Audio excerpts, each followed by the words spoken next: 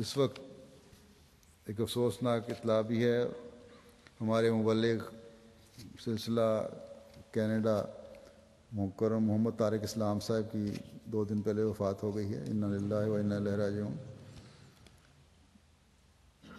ان کی عمر 54 سال تھی۔ ان کو جگر میں یا سپلین کا کینسر ہوا، اس کی وجہ سے ان کی وفات ہوئی ہے، مختصر علالت کے بعد وفات پا گئے۔ آپ 1978 میں شاہد کا امتحان پاس کیا، اس کے بعد پاکستان میں مختلف جگہوں پر رہے،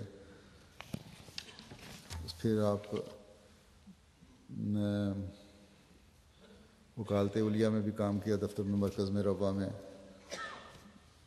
ان کو اٹلی بھجوایا گیا تھا لیکن ویزا نہ ملنے کی وجہ سے کچھ ماہ بعد واپس آ گئے۔ پھر وکالت تبشیر میں کام کیا۔ 1993 سے کینیڈا میں خدمات سر انجام دے رہے تھے، وینکوور میں اور اوٹاوا میں مربی کے طور پر کام کرتے رہے۔ بڑے ملنسار اور پیار کرنے والے اور اعلیٰ اخلاق کے مالک تھے، اپنے عزیزوں کا، رشتہ داروں کا، غریبوں کا بڑا خیال رکھنے والے تھے۔ جماعتی روایات کا بھی بڑا گہرا علم تھا، اور نظام کی اور اطاعت کا بڑا سخت جذبہ تھا ان میں پایا جاتا۔ خلافت سے بڑی محبت کرنے والے۔ ایک تو ہر احمدی کو ہوتی ہے، ہر مربی کو ہونی چاہیے اور ہوتی ہے، لیکن بعضوں کی محبت غیر معمولی ہوتی ہے، یہ بھی ان میں شامل تھے۔ کبھی کوئی شکایت نہیں پیدا ہوتی تھی، بڑی باریک بینی سے ہر کام کرنے والے، محنت سے کرنے والے۔ جو کینیڈا کے میرے دورے ہوتے رہے ہیں تو اس وقت یہ ملاقاتوں کے لیے یا دوسرے کاموں کے لیے پرائیویٹ سیکٹری کے دفتر میں ڈیوٹیاں بھی دیتے رہے، اور بڑی خوش دلی سے اور بڑی محنت سے کام کرتے رہے ہمیشہ۔ یہ اللہ تعالیٰ ان کے درجات بلند کرے، مغفرت کا سلوک فرمائے۔ ان کی اہلیہ اور 5 بچیاں ہیں، 2 کی شادی ہو گئی ہے، چھوٹی بیٹی ان کی شاید 12 سال کی ہے۔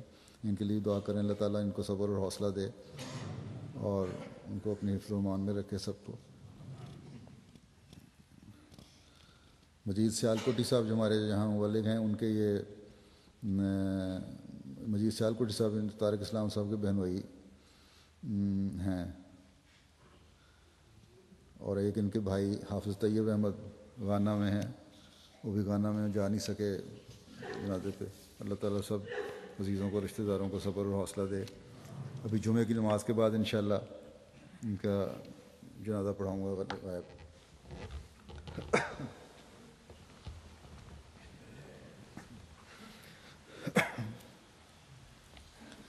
الحمد للہ نحمده ونستعینه ونستغفره ونؤمن به ونتوکل علیہ ونعوذ باللہ من شرور انفسنا ومن سیئات اعمالنا من يهده الله فلا مضل له ومن يضلله فلا هادي له ونشهد أن لا إله إلا الله ونشهد أن محمدا عبده ورسوله عباد الله رحمكم الله إن الله يأمر بالعدل والإحسان وإيتاء ذي القربى وينهى عن الفحشاء والمنكر والبغي يعظكم لعلكم تذكرون اذكروا الله يذكركم وادعوه يستجب لكم ولذكر الله أكبر۔